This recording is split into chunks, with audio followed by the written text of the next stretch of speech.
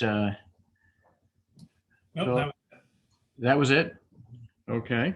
Well, many UU congregations in the course of the service have an ancient and a modern reading, and I'm going to follow that pattern today, even though this is not a service.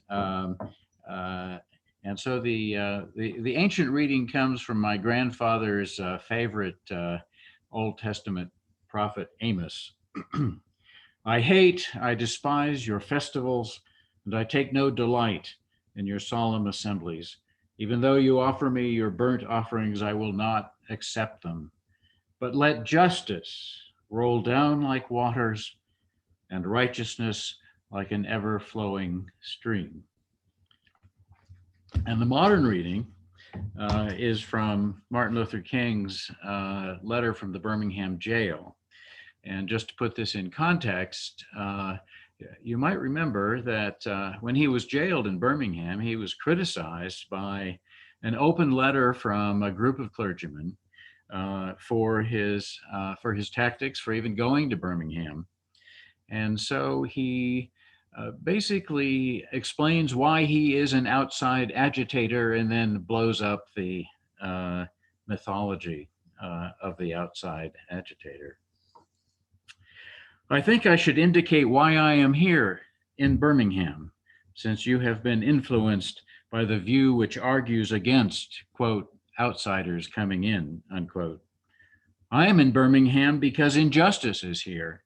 Moreover, I am cognizant of the interrelatedness of all communities and states. I cannot sit idly by in Atlanta and not be concerned about what happens in Birmingham. Injustice anywhere is a threat to justice everywhere. We are caught in an inescapable network of mutuality, tied in a single garment of destiny. Whatever affects one directly affects all indirectly. Never again can we afford to live with the narrow, provincial, outside agitator idea. Anyone who lives inside the United States can never be considered an outsider anywhere within its bounds. And so with that, I'd like to turn the program to the issue of justice, and justice in particular in policing. But to begin, let me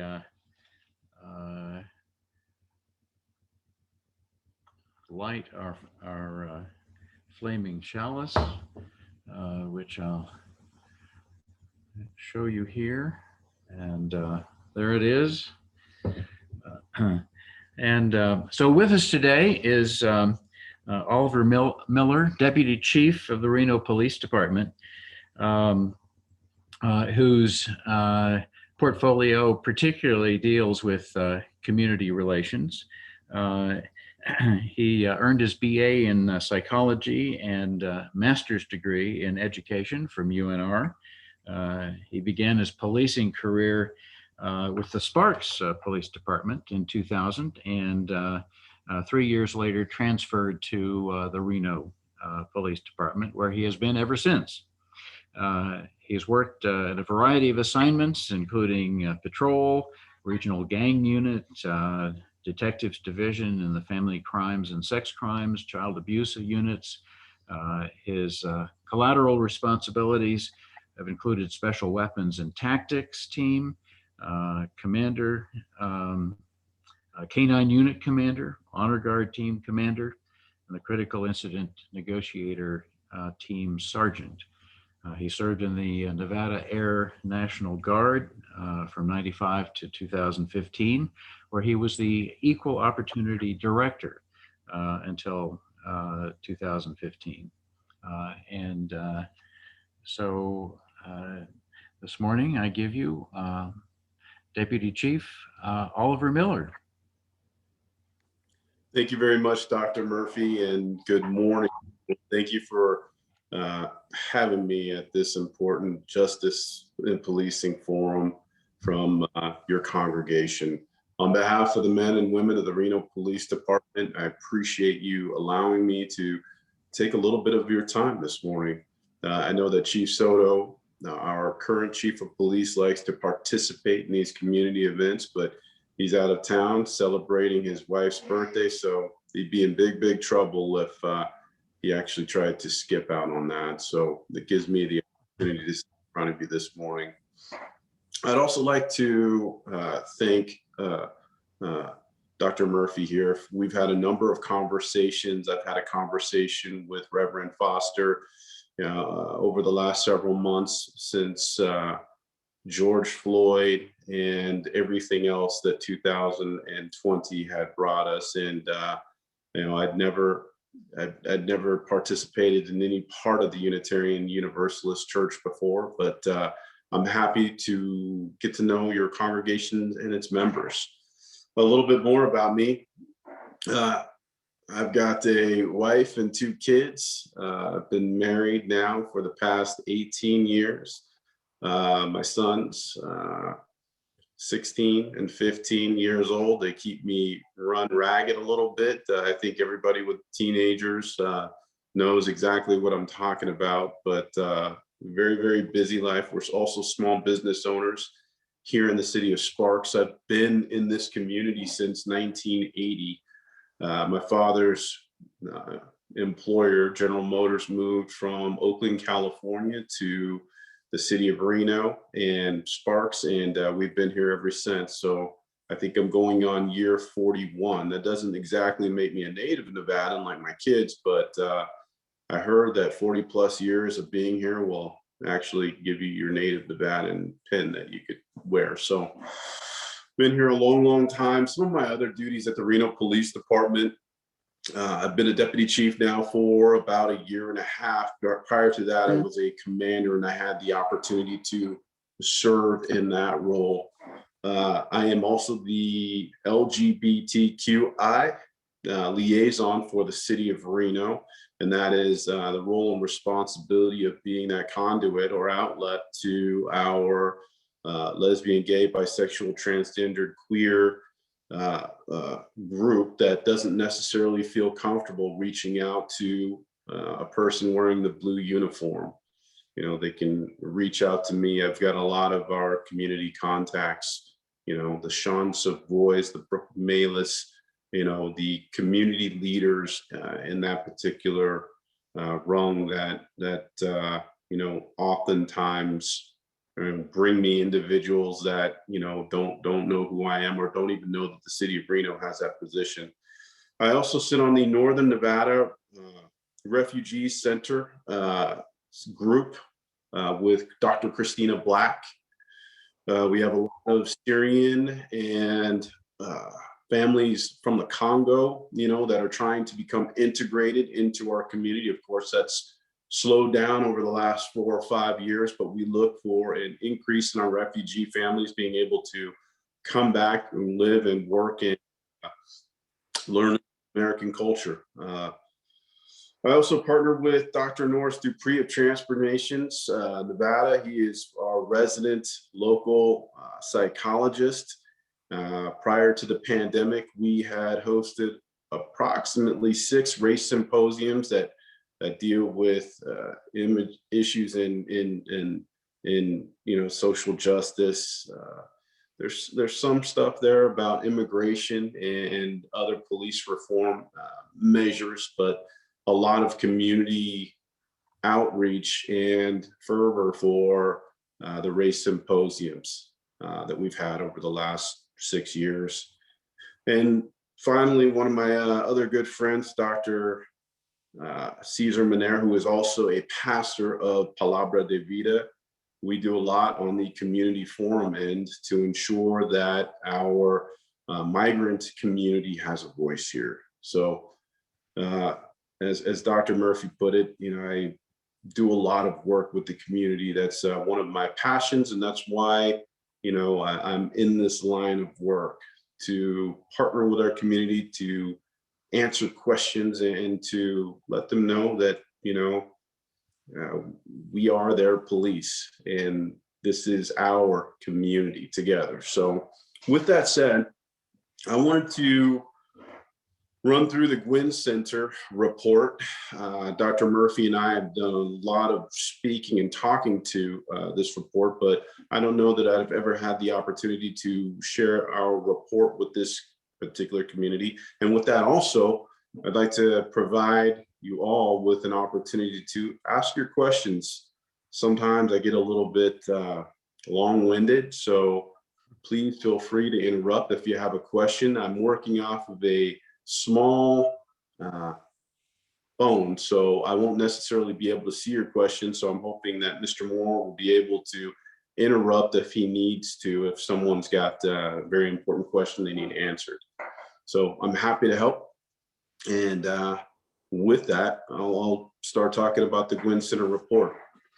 So in 2016, long before George Floyd and some of the other issues, we had questions coming in from our community.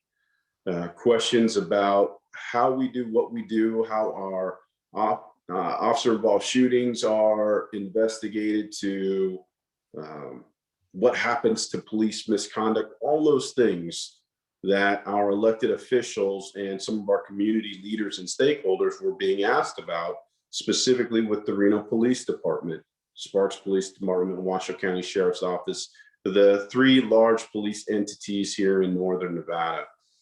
So our own community leaders, one in particular, Councilman Oscar Delgado, got together with Dr. Angie Taylor, and they started having conversations about this through a series of stakeholder workshops. They got together with our chief of police, the chief of police of the Sparks Police Department, Brian Allen, who's since retired, and Sheriff Darren Balaam, along with our chief Jason Soto, to talk about what we can do to improve police legitimacy, public trust, and really give our community a voice. The group formed a task force back in 2016 and ultimately hired the Guinn Center Consulting Group. And this consulting group, along with our task force, was essentially taking a deep look into all three agencies and really doing a comparative analysis on the final report on the President's Task Force for 21st Century Policing. I don't know if everyone's familiar with that, under President Barack Obama.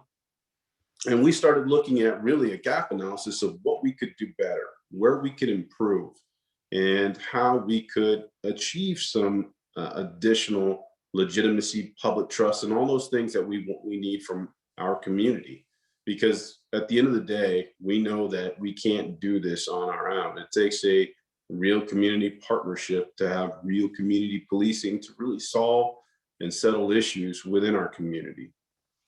So the group came up with a number of recommendations on this final report, in this final task force report, and it was released in April of 2019. It's called the Community Policing in Northern Nevada 2018. And I believe I gave Dr. Kevin Murphy and Reverend Foster the link to that, but you can search it on Google. It's a document that's open for the entirety of our community to look at. It's essentially all the recommendations, what we're doing and what we need to do as a police department to be responsive to our community and to foster that public trust.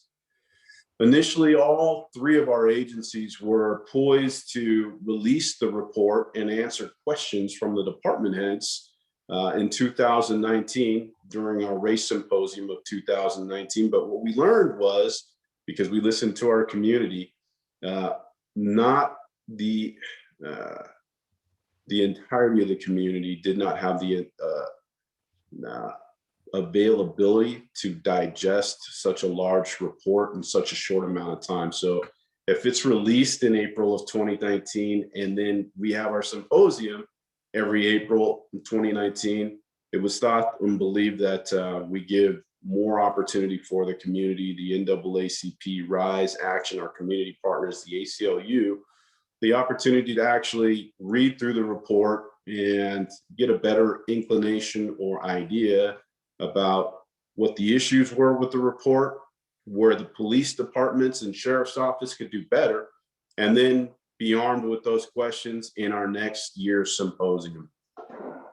Fast forward to April of 2020, I think that everyone in the congregation knows what happened. We got struck by a global pandemic that really knocked down our ability to get together as a group, and we've been doing things via Zoom for a long, long time now. We weren't able to have our race symposium, unfortunately, and our three chiefs, the two chiefs and one sheriff, ended up ultimately getting together and having a Zoom meeting with our community. But it's nothing like our symposiums where we actually have real people sitting in front of us. But during the Zoom meeting, we answered questions about, all these recommendations built on President Obama's task force and integrated into our own policies of what we are or are not doing. And, it was pretty good with the community, but not like getting together. So what we found, and kind of what I wanted to talk to our group about today, was that we came up with essentially 5 pillars, if you will, that the report had been broken down into, that we should really be looking at to improve our ability to impose policing that is legitimate, collaborative, and organizing with our community. The first one is public accountability and transparency. We've got to be transparent and accountable to everything we do, through our policies, through our practices, etc. Number 2 is hiring and recruitment. And you're going to hear me drone on and on and on about this, but we have got to be reflective of the demographic that we serve. There's no other way. And that's one of our primary objectives, and not just reflective in terms of race, but in terms of value, belief systems, lifestyle, religious backgrounds of our community, because we're a medium-sized community now. We've got a lot of different people that bring a lot of different perspectives. And if it's one thing that we know, it's that we don't want a group of like-minded people doing this work. As a leader in policing, I'm always looking for lack of a better term, a heterogeneous group of people to come together to make decisions on behalf of this community that we serve. Meaning that I don't want people that all like. I'm looking for young officers. I'm looking for old officers. I'm looking for college educated kids. I'm looking for kids with just a high school diploma that have had the wheels come off a little bit. It takes a group of different people to really show us what we don't know. And sometimes the best person for the job is the 48-year-old recruit that's already had one retirement, and now they're going through an academy to start their next career. They bring a lot of life experience with them, and they're able to teach us a thing or two. So that's extremely important. Training, I don't think that it gets any more important than training our officers to be more self-aware when it comes to implicit bias, explicit bias, cultural competency, all the things that have an impact on the culture of our department.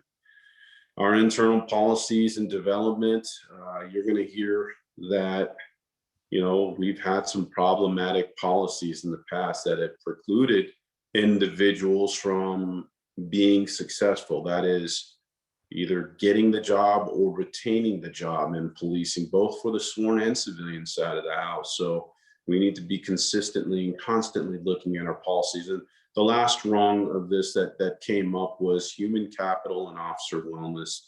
We know that police officers can't do a good job in this, and I can attest to it after, being a police officer for 21 years and having been in the military collateral to that, and having 2 small children and a wife and a household, striking that work-life balance and managing and organizing one's thoughts after, going up and down in terms of your emotions during a shift. It can be a lot for the most stable person to, think through and realize without doing or engaging in harmful acts. Getting enough sleep, having the proper diet, managing and having someone to discuss problematic calls for service with. These are all things that kind of attach to officer wellness. Just to give you an example, we had, at least for the last 5 years, more officer suicides than officer homicides. And that's kind of an aha moment for us. We need to do more in terms of focusing in on the health and human capital side of the longevity of our police officers, to make sure that we have someone that is prepared mentally and physically to go out and serve this community. Chief So, Miller, excuse me real quick. We did have a question come in, which I think is topical to the moment, which is we also have a police force up at UNR. Were they involved in discussions around with the Guinn Center in regards to these recommendations? University of Nevada, Reno Police Services was not involved in the conversation at this time. It was thought or believed to be by our elected officials, Dr. Angie Taylor and Councilman Delgado, that we needed to start somewhere. We didn't want to get too mired down into the work, and not too many significant things that happened at the university or school police. We did not invite the Washoe County School Police either at the time, but that's a very good question. In hindsight, we probably should have, because I think that social justice and some of the reformative measures that we looked into could have been a benefit to every law enforcement agency that participated, had they participated back then. But no, they did not participate. Thank you. No, you're very welcome. So what I kind of did was, and I'm just speaking to the Reno Police Department, but we took all the recommendations that came out of that group and summarized them and got to work on them. So one of the recommendations of the group was that law enforcement agencies should create a survey for the community, so that the community knows not only what the issues are within law enforcement, what their neighbors have issues are with the law enforcement, or what we're doing well. And we were able to reestablish our annual report survey, which we actually provide out to the community. If you don't know, we actually, and it's kind of during the Super Bowl and around that time, but we poll our community members, everyone that lives and works in the city of Reno, essentially about how we are doing, how safe do they feel, how much do they trust their police department. And we have a myriad of answers, and we're able to break down some of the responses from our respondents who live in certain sects of the neighborhood. And we take all that back, the good, the bad, and the ugly, and we put it into our annual report and release that out to the community every single year. That usually comes out during the summertime, but we give crime stats. We are able to report on the number of use of force incidents our police officers have been involved in, to how many burglaries have occurred in neighborhoods, etc. We want to make sure that our community, the city of Reno, gets to know what's happening with their police department. And sometimes, the trust is high, and sometimes the trust is extremely low. And that gives us an idea of what we need to do to begin to fix it. That could be anything from, getting into neighborhoods and meeting with residents, formulating a neighborhood contact team, to, pushing more of what we do out over social media. I'll give you an example. In 2016, some of the responses that we got was from our community is, we just don't know what you do.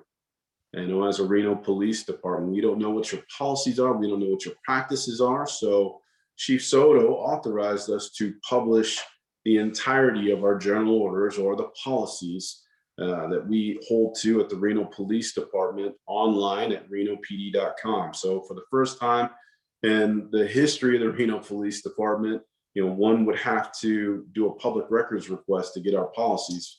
Prior to that, now they're online for all to see, and that was largely based on some of the feedback that we got through our annual survey.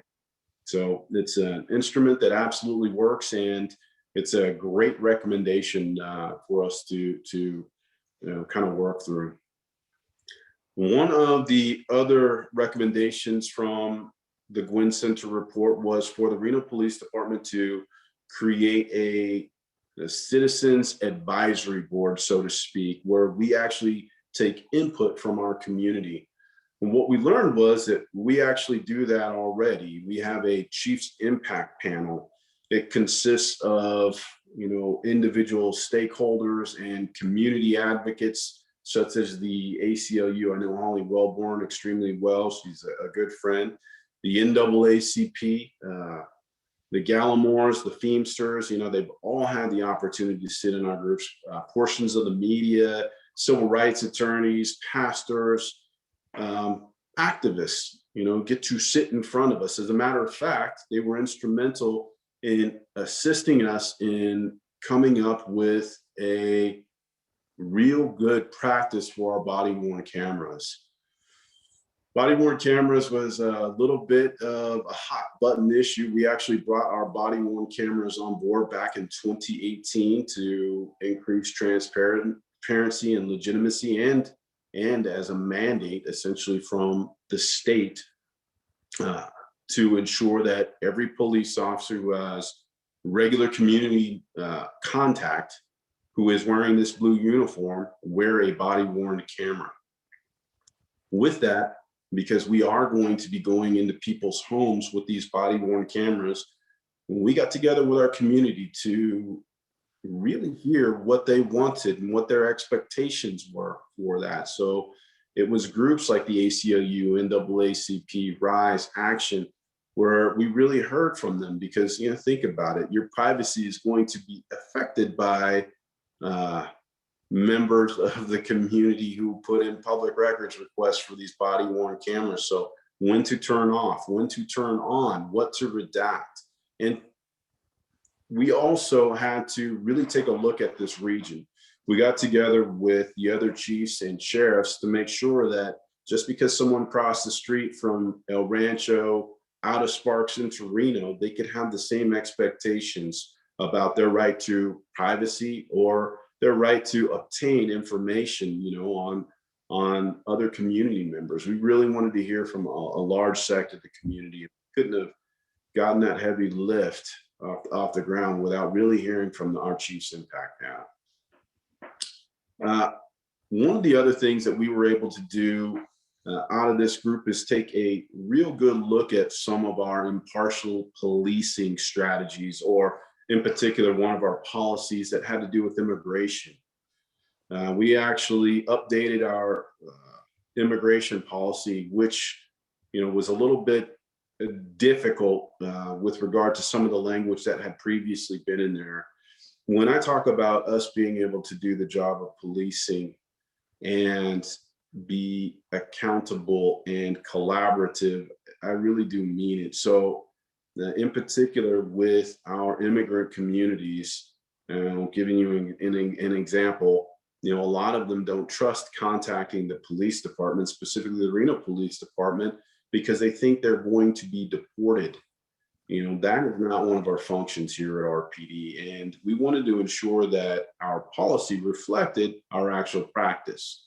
So in it, and I actually wrote it down here so I could make sure that I was able to get this out to you, but we were able to change that up to: officers shall not contact or stop a person merely on the suspicion that the person is present in the United States illegally.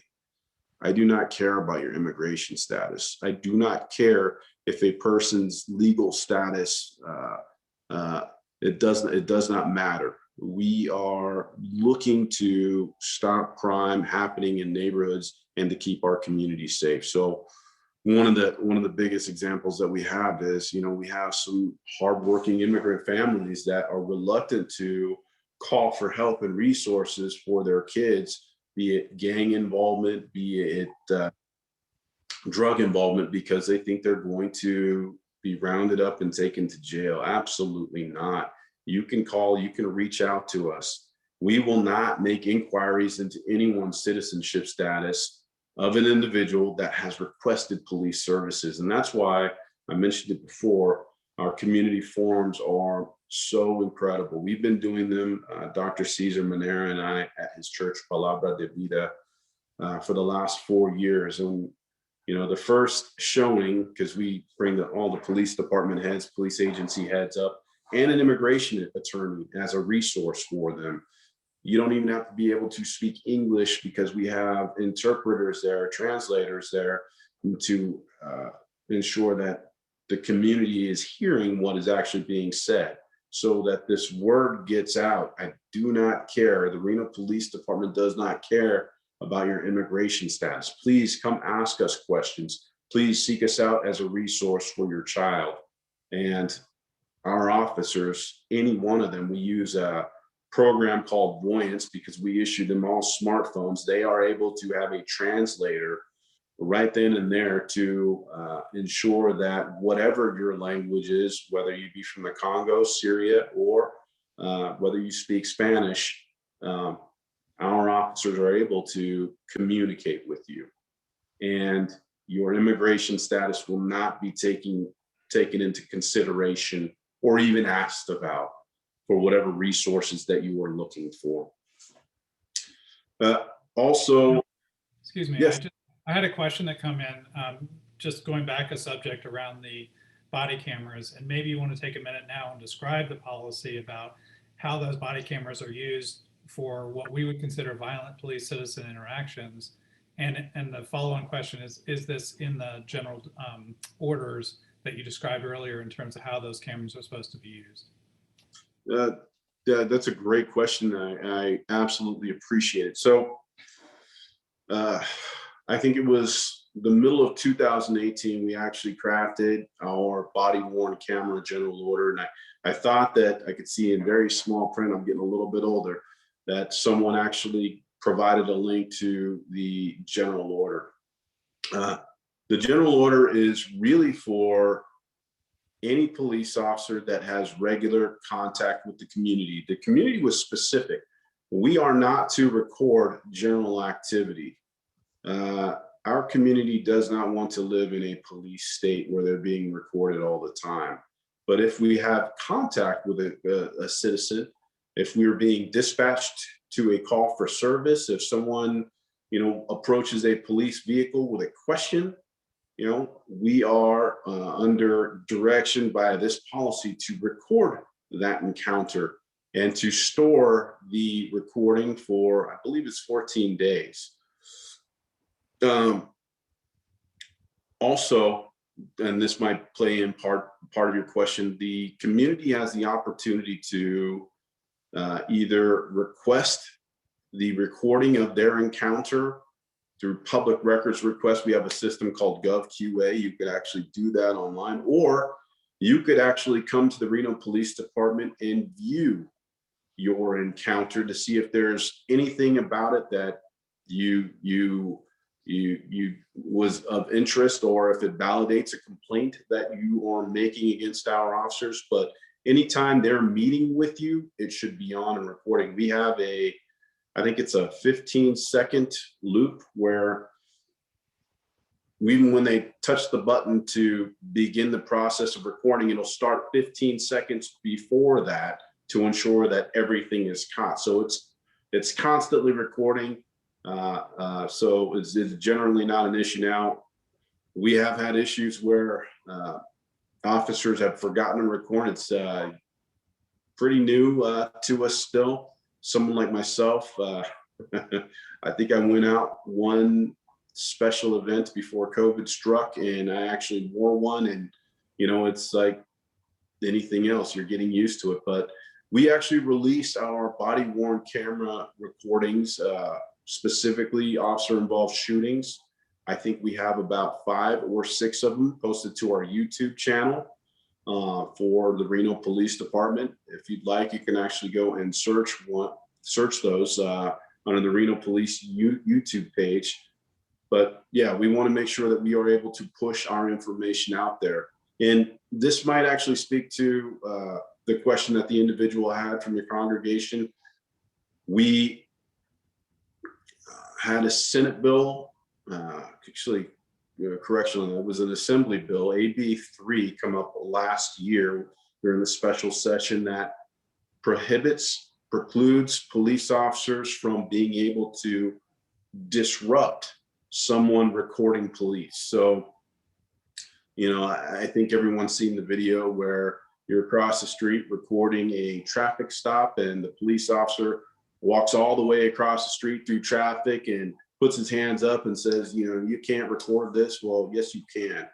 Now it's written into law under Assembly Bill 3 that you absolutely can. And so long as you are not, coming into or making yourself part of whatever it is the police officers, they're doing a traffic stop, a subject stop, you can keep a safe distance away, because as you can imagine, it's very difficult to stay focused on as a police officer what you're doing when you're encountering a subject, not to mention having a person behind you recording. You don't know if, this individual that you've got, potentially or going to be in custody, if they know the person behind you. So it's very difficult to keep things safe with divided attention, but you are allowed to record any police officer, so long as you keep back away from the stop and you're not complicating that police officer's efforts.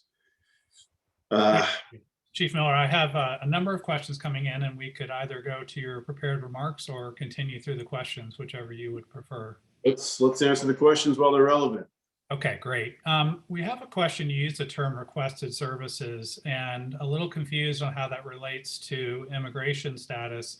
It sounded like the policy protection around not asking for immigration status would only relate if a person was voluntarily involved with the police rather than involuntarily. So if they are involuntarily involved, would that protection still apply in terms of their immigration status?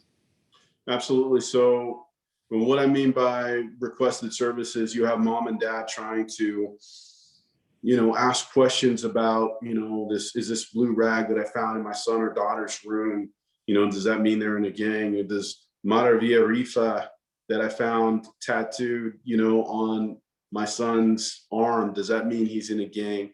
They're reluctant to ask those questions because, they believe that we are going to inquire in some way, shape, or form about their immigration status. So the best way I could describe it to you is we will not ask any questions about one's immigration status at all. Not if they're asking for services, or not if they are the suspect in a crime.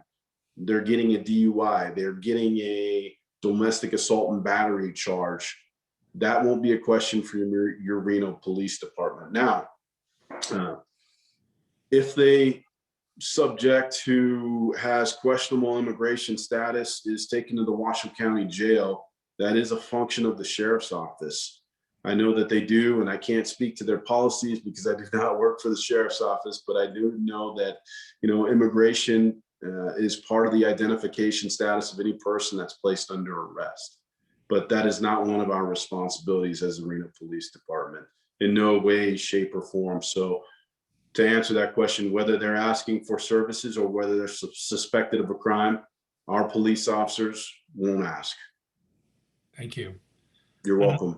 Another question that came up is about, have you made any changes in terms of the treatment of mental health issues as they're encountered by the police?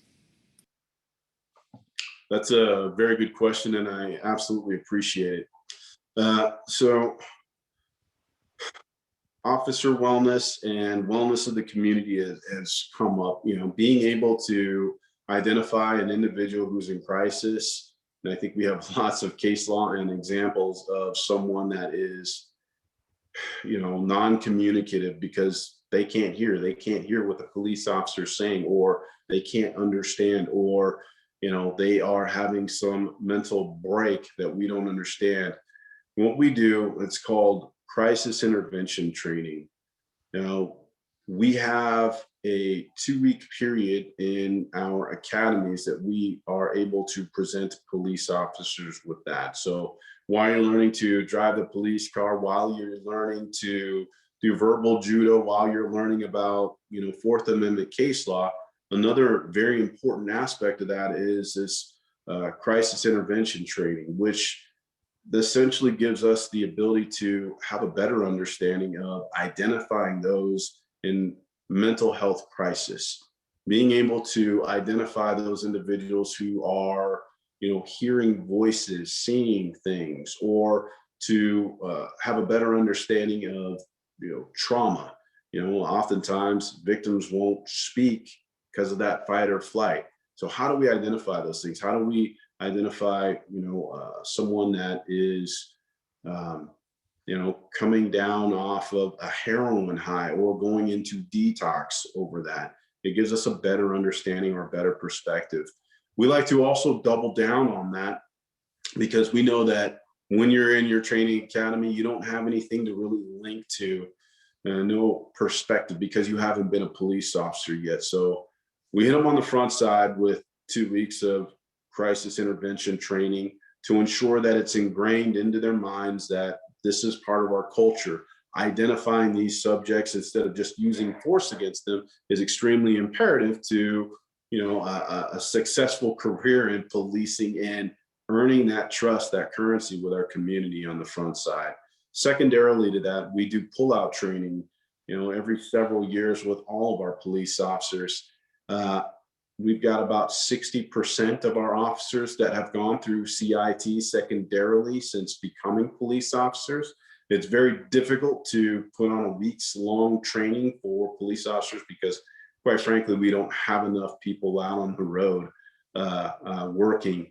But to those ends, we get them back out there after they have a grasp for the work that's to be done. So it really holds, these are the resources in town. These are the stakeholders that you can contact if you need to get someone assistance. This is how you use Narcan, to potentially save someone's life who might be having a mental health break. Or, these are the resources for homelessness, because we see in our homeless communities a very high percentage of substance abuse, mental health issues, amongst other things. So yeah, we have a lot of training, and that's our chief's vision for the organization, making sure that we're communicative, because we know that mental health is not a crime. It's absolutely not a crime. It's not a criminal act. And, not everyone has resources to prescriptions or medical treatment or in-treatment care. And we see a lot of it in this community nowadays. Connecting people with resources is our #1 priority. That's a very good question. I appreciate it. Thank you. Yeah. The Chief, related to that question, though, is there a role for psychologists or social workers in encounters with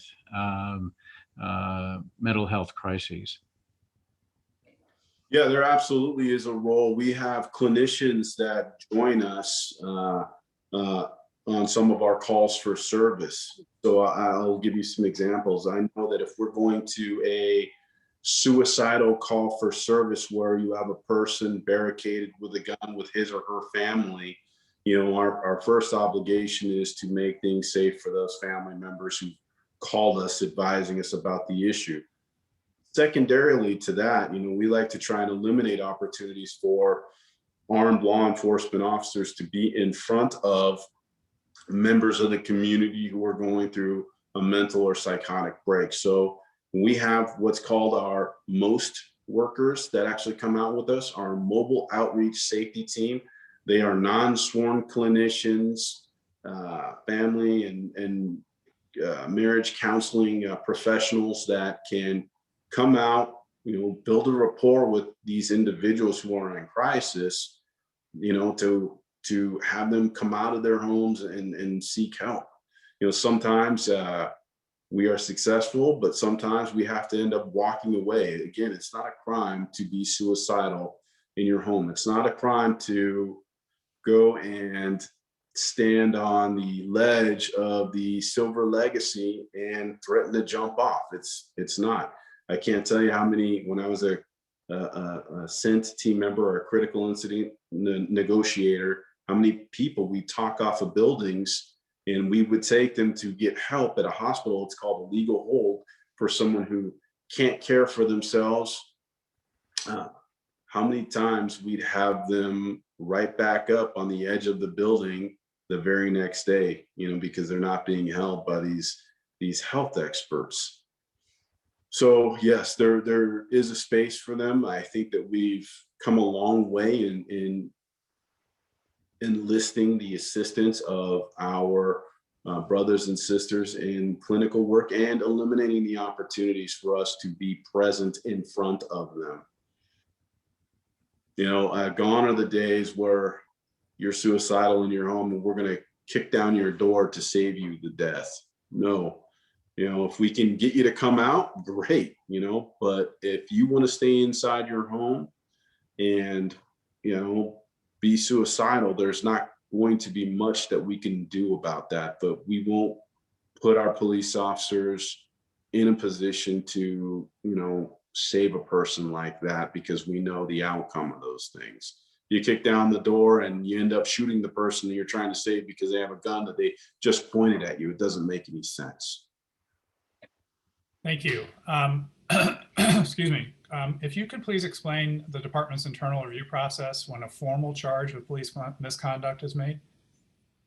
Absolutely. So we are the only agency in Northern Nevada that keeps our internal affairs off-site to ensure that our community has good access.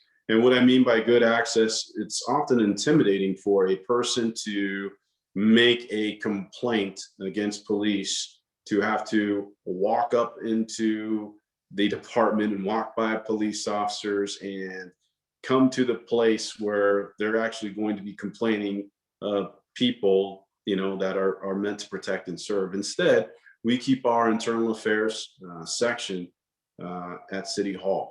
You can walk up to plainclothes detective supervisors, they're actually detective sergeants, make an appointment, go up there and let them know exactly what's happening. Depending upon the complaint, I should back up. You can make your complaint to anyone. So if you're being stopped on a traffic stop, you can demand to see a supervisor. You can request to see a supervisor at any time. We keep patrol sergeants working all shifts, 24/7, every day of the year. There is a police supervisor working. You can make a complaint to any supervisor. You can make complaints through email. We want to ensure that our community has access to our supervision and the ability to make a complaint.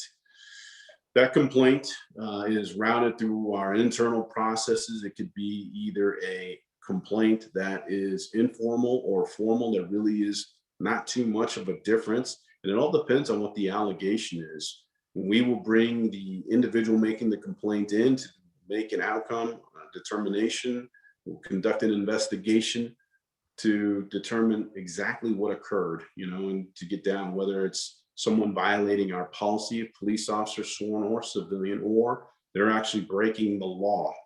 We will drill down to the bottom of it and come out with an outcome. If it is a criminal investigation, we will not investigate our own personnel. Very similar to our officer-involved shooting protocol. If there is criminal conduct on the part of our police officer, it'll either be the Washoe County Sheriff's Office or the Sparks Police Department that conducts the investigation. So the fruits of that investigation are available to any citizen that requests them, should it be a criminal investigation, and should the investigation not be currently under investigation. So upon its completion, it can absolutely go to the community member that's got questions about it. But maybe there's something more specific your caller has for me, or the individual from your congregation. I'll let them follow up with that, but let me get to another important subject while we wait for that follow-up if necessary. So a Okay. couple of questions about the officer's decision to use deadly force, and specifically around somebody who is actively resisting or somebody trying to escape the police. And what are some of the criteria that are used to determine and justify the use of force in those situations? Yeah. The use of deadly force. So essentially, we look at a number of different things. Is another person in danger? Is that police officer that's ultimately making the decision to utilize deadly force, endangered? We try to illustrate, demonstrate some of those, some of what we see online in our YouTube videos. We walk you through the circumstances that led to a deadly encounter. It's investigated by another organization, another agency, to ensure that we are not investigating our own personnel. And then our own internal affairs does an administrative investigation to ensure that policies were followed. But there's got to be some deadly threat to the police officer's life or to another member of the community before an officer can use deadly force. And that's essentially what we look at. And those are the questions that we ask. And that's what we look for inside of the criminal and the administrative investigations. Okay, thank you. Chief, you've already alluded to your aversion to kicking down doors, but of course we've heard a great deal about the use of no-knock warrants in Kentucky. And are they legal in Nevada? And if so, are they being used? I believe they are still legal in Nevada, although I have seen some Assembly and Senate bills that might bring them into question this year. I can tell you that they're very seldom used. And, 20 plus years ago, I can recall, the use of no-knock warrants to ensure that, individuals didn't flush away all the drugs. I can tell you that we don't care about drugs like that. Not enough to put our officers and everyone else at risk with no-knock warrant. It doesn't make any sense, and that's why we don't see them. I can't think of the last time that the Reno Police Department initiated a no-knock warrant. Okay, thank you. Thank you. Question, very important question about what specific trainings do the police have for encounters with the transgender community, and what recruitment do you have in the transgender community? It's a very good question. So one of the recommendations of the Guinn Center was that we all engage in and participate with cultural competency training.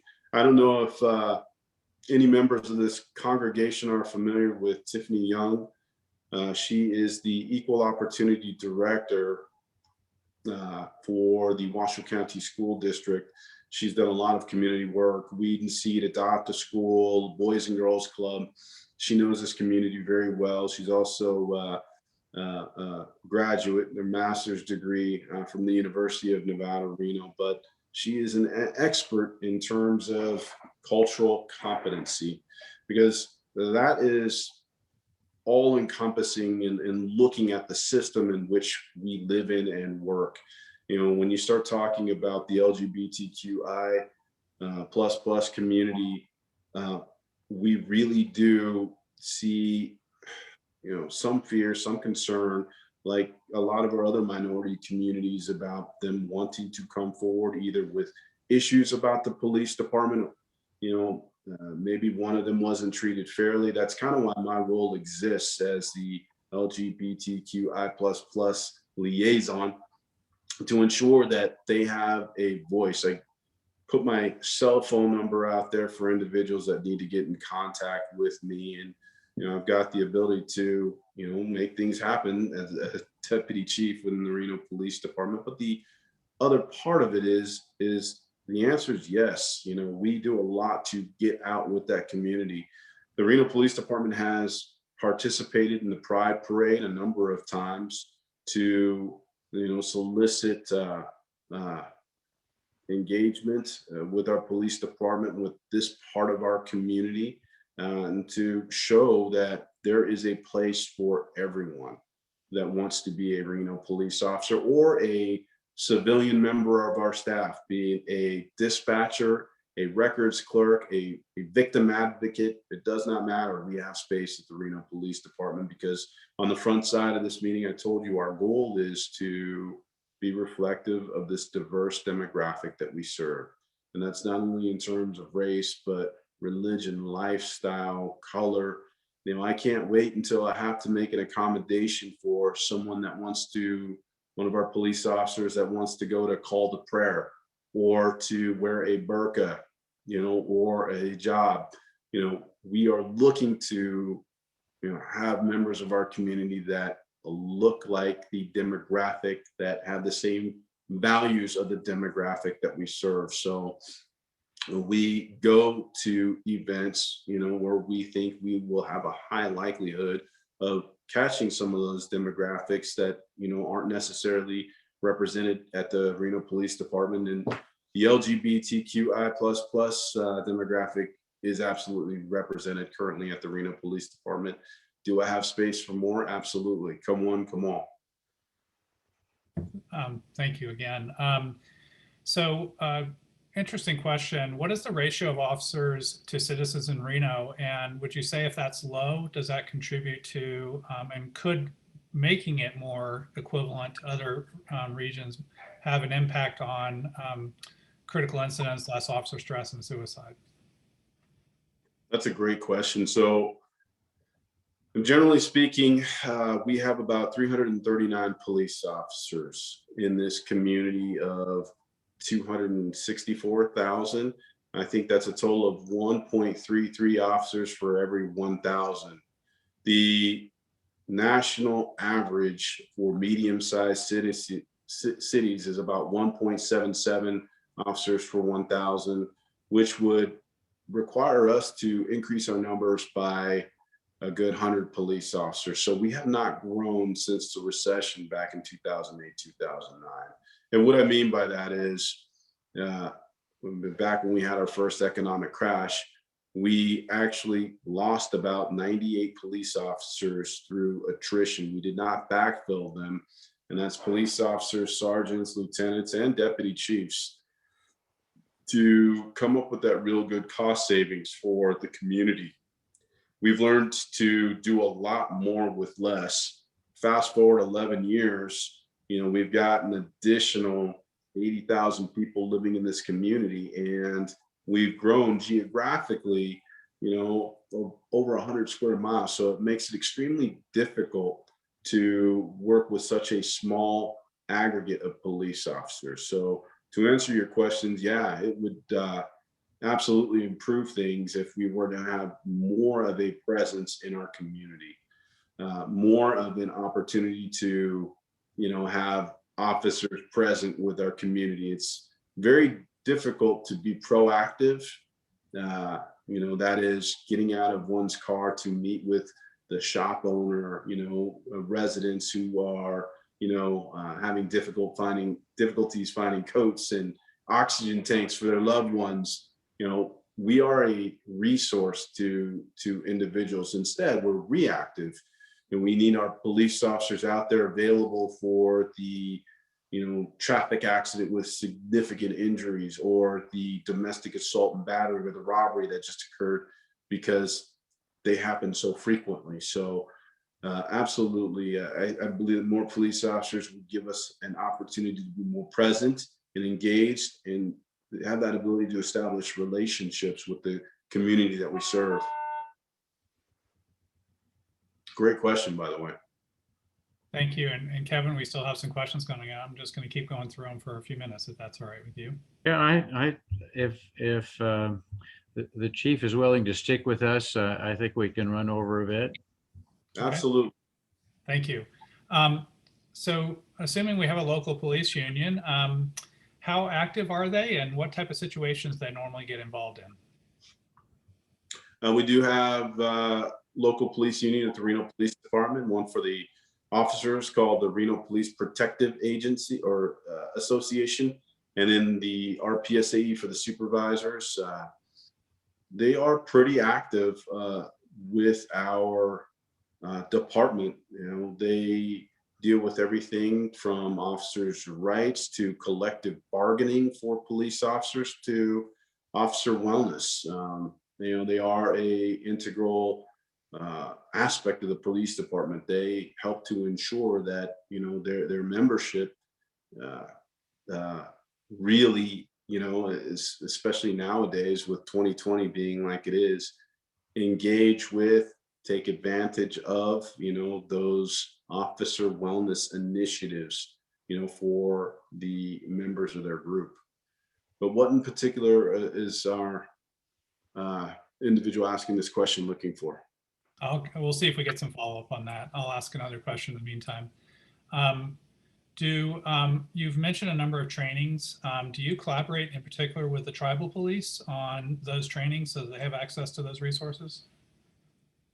Our tribal police officers, they've done a lot of collaboration with our federal partners, the FBI. We've done a little bit. One of the former chiefs of police, Daryl Bill, I believe he's retired now.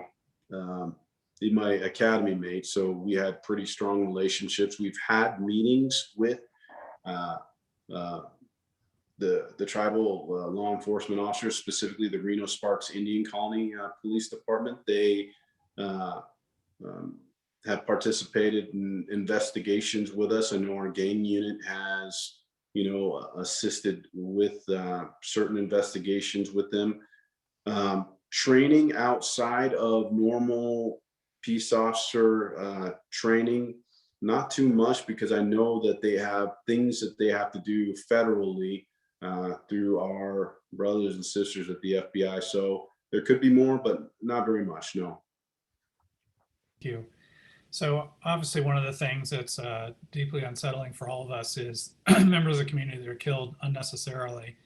And I guess the question here is what type of training is provided for non-lethal force? For example, shooting someone in the leg rather than killing them. You know, what options or what training is provided? That's a very, very good question, and I appreciate it. So it's very difficult to know about this job unless you know about this job. What we try to do is to provide our community with an opportunity to come out and see what we do. You can do that through a ride along. You can do that through Citizens Academy to kind of have some better understanding about the capabilities of a police officer. And let me just give you some examples. You know, oftentimes I hear that, you know, if a person's in crisis, you know, you just shoot them in the leg or shoot them the gun out of their hands. Let me tell you, you know, if someone is, you know, posing a deadly threat, it's very, very difficult, because you have to understand the men and women of the Reno Police Department, men and women everywhere that serve in law enforcement are human. No one's perfect. Certainly not us. It's very difficult to hit a person at all center mass if you're put in the awful position of having to shoot someone, more so than actually shooting them in the leg. What we do is we offer a community training day where our community gets to come out and actually shoot simunitions, the shoot, no shoot scenarios. And what you learn is that hitting someone's center mass is very, very difficult. But I think this question goes a little bit deeper than that. Aside from the community training days, what we actually try to do is de-escalate. And we focus a lot on de-escalating training, you know, through many of our scenarios to, you know, really try to ensure or reinforce with our police officers that, you know, things don't have to end up in a deadly encounter. And what I mean by that is, you know, edged weapons are always extremely difficult. You know, when a person has a knife or a sword or a machete and they're walking towards you, you know, how are you going to respond to that? You know, we get our officers, we train them to get time, place, and distance between that person, you know, not to bottle them in, but it's very difficult when you have members of the community, depending upon where your stage is set, to try and also keep safe for someone that is suicidal and homicidal. So using our voice, using our ability to communicate, using our ability to build rapport, look for those hooks into a person more so than having to shoot them. And if your voice doesn't work, well, what less than lethal opportunities out there? Could you use a taser or the beanbag round gun? Or, you know, if someone's going to be in direct, you know, line of danger, you know, the ultimate decision in having to use force. And, you know, unfortunately that doesn't come with, you know, a leg shot or shooting the gun out of someone's hand, because it's hard enough to do that when, you know, your pulse rate is up, you've got labored breathing, because you're going to have to make the ultimate decision on behalf of your community and keeping people safe. So it's very, very difficult, and it is absolutely the last thing any police officer ever wants to do, because those decisions, right or wrong, they stay with you, because we're all human. And officers, they have a really difficult time. As a matter of fact, we've got a reintegration program that we have to run through, because, you know, it is hard for an officer to come back to work after taking human life. It's a very difficult thing, you know, that people we've had cops that, you know, have left this career field because it was so difficult on them. You know, it's not like the movies where you go right back to work. You know, our people are human. Our people have families. Our people, you know, get into this work to help this community, not harm them. So, Kevin, I think I'd like to leave it at that point. We continue to have questions come in, but I need to go and get ready for the next Sure. event today. So if you'd like to go ahead and wrap us up and close it out. Thank you. Sure. Thank you very much, Deputy Chief Miller. That was a wonderful presentation. Thank you for sticking with us so long and taking so many questions. We do have another Sunday forum coming up March 14th, and it's going to be Bob Fulkerson speaking on the history of racism in Washoe County and in Nevada. He has a very interesting long view of the struggles we've had in that area, and I think you'll all find it extraordinarily interesting.